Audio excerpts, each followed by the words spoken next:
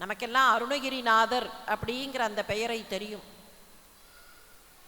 உல்லாச நிராகுல யோக இத சல்லாப வினோதனும் நீ அலையோன்னு பாடினவர். ஏறுமையிலேறி விளையாடும் முகம் அப்படின்னு பாடினவர்.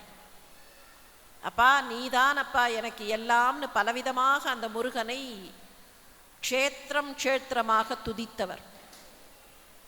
ஆனால் அந்த அருணகிரிநாதரை திருவண்ணாமலையில் ஆட்கொண்டு சும்மா இருன்னு சொல்லி அதுக்கப்புறம் எப்படி வாழ வேண்டும்னு காட்டி முத்துன்னு பாடு முத்து முத்தாய் பாடுன்னு சொல்லி திருப்புகழ் கொட்ட வைத்தவர் முருகப்பெருமான். முத்து முத்தாய் பாடுனார். அதுக்கப்புறம் தான் முத்தை திருப்பத்தி திருநகைன்னு ஆரம்பிச்சுது.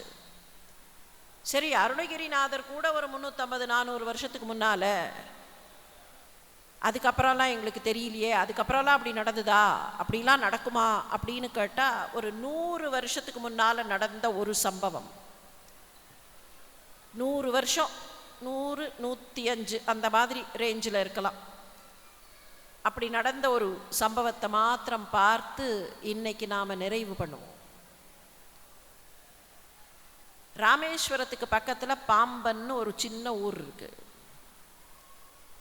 அந்த ஊரில் அவதரித்தவர் சின்ன வயசிலிருந்தே தெய்வத்தின் மீதே பக்தி பூண்டவர்.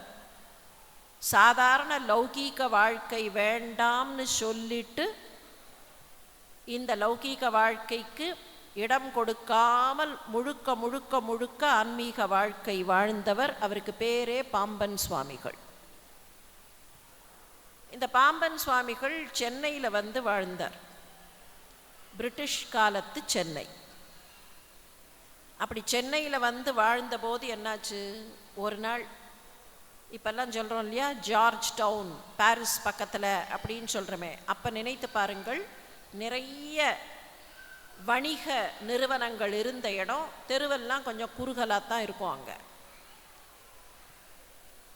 இவர் ஒரு நாள் நடந்து போகிறார். அப்படி நடந்து போகும்போது இவருடைய காலில் எதிரில் வந்த ஒரு வண்டி இடித்து அந்த வண்டியில் இருந்த துருப்பிடிச்ச ஆணி இவர் காலில் குத்தித்து.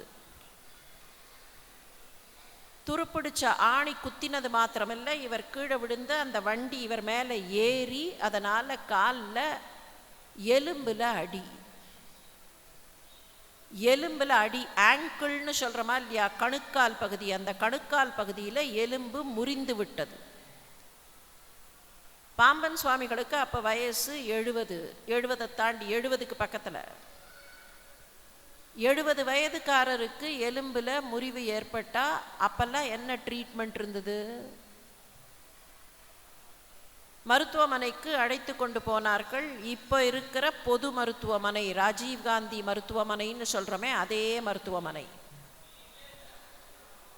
அவரை கொண்டு போய் மருத்துவமனையில் சேர்த்தார்கள். மருத்துவமனையில் அட்மிட் ஆனார். டாக்டர்ஸ் எல்லாம் பார்த்தார்கள், பிரிட்டிஷ் டாக்டர்ஸ் எல்லாம் பார்த்தார்கள். மற்றதெல்லாம் நாங்கள் ட்ரீட்மெண்ட் கொடுக்கலாம், இந்த எலும்பு எங்களால் ஒன்றும் பண்ண முடியும்னு தோணலை. என்னென்னமோ பண்ணி பார்த்தார்கள், எதுவும் பண்ண முடியும்னு தோணலை. அப்போல்லாம் எக்ஸ்ரே மட்டும்தான். எக்ஸ்ரேலாம் எடுத்து பார்த்துட்டு இதெல்லாம் ஒன்றும் பண்ண முடியும்னு தோணலை, கால் இப்படியே தான் இருக்கும், இவரால் நடக்கிறது கஷ்டம். அவர்கள் கையை விரித்து விட்டார்கள். அவர் படுத்துன்னு இருக்கார் படுக்கையில். மருத்துவமனையில் தங்கி இருக்கும்போது ஒரு சில நாட்கள் கழிந்தன. ஒரு சில நாட்கள் கழிந்த பின்னால் அப்படி ஒரு நாள் பார்க்குறார், ஜன்னலில் ஒரு மயில். இவர் இருக்கிறது கொஞ்சம் 2வது மாடி. ஜன்னலில் ஒரு மயில் வந்து ஆடுகிறதுன்னா எப்படி மயில் அவ்வளோ ஒசரத்தில் வந்து ஆட முடியுமா அப்படின்னு பார்க்கிறார். மயில் ஆடுவது தெரிகிறது. முருகா, அவருக்கு இருந்த அந்த முழு பக்தி அப்படியே முருகானார்.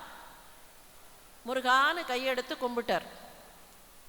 முருகப்பெருமான் என்னை பார்த்து கொள்வான். முருகன் என்ன டிசைட் பண்ணுறானோ, என் கால் சரியாகணுமா கால் சரியாக வேண்டாமா, அவன் டிசைட் பண்ணட்டும். நாம் டிசைட் பண்ணுறது இல்லை, தெய்வம் டிசைட் பண்ணும். அவன் டிசைட் பண்ணட்டோன்னு விட்டுட்டார்.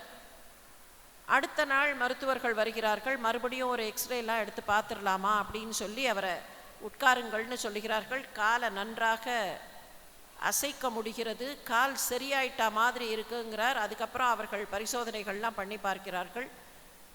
உண்மையிலேயே முன்னால் இருந்த நிலைமைக்கு கால் ஏறத்தாழ 50-60 விழுக்காடு சரியாயிருக்கு. முன்ன காலை கீழவே வைக்க முடியாதுன்னு இருந்த நிலைமை மாறி it has become better, much better. இது நடந்து இன்னும் சில நாட்கள் கழிகின்றன. சரி, கொஞ்சம் கொஞ்சமாக நீங்கள் காலை நடக்க முடியும், எங்களுக்கும் நம்பிக்கை வருகிறது அப்படின்னு அவர்கள் சொல்ல அங்கேயே தங்கி இருக்கார் மருத்துவமனையில். இன்னும் சில நாட்கள் போக பக்கத்தில் திடீர்னு அதிகாலை பொழுது ஒரு சின்ன குழந்தையோட அழுகை சத்தம் கேட்கிறது. தூங்கி கொண்டிருந்தவர் அப்படி விழித்து பார்க்கிறார். பக்கத்தில் ஒரு கை குழந்தை லேசாக சிணுங்கி கொண்டு அழுது கொண்டும் சிரித்து கொண்டும் காட்சி தருகிறது. சில மணித்துளிகளில் அந்த குழந்தை மறைந்து போகிறது.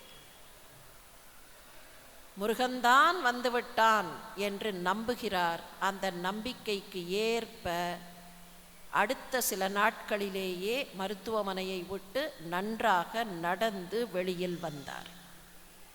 இது ஒரு 100 அரவுண்ட் 100 அப்படின்னு சொல்லுவோமே, அந்த காலகட்டத்தில் பாம்பன் சுவாமிகளுக்கு இதே சென்னை மாநகரத்தில் முருகப்பெருமான் எப்படி கருணை காட்டினார்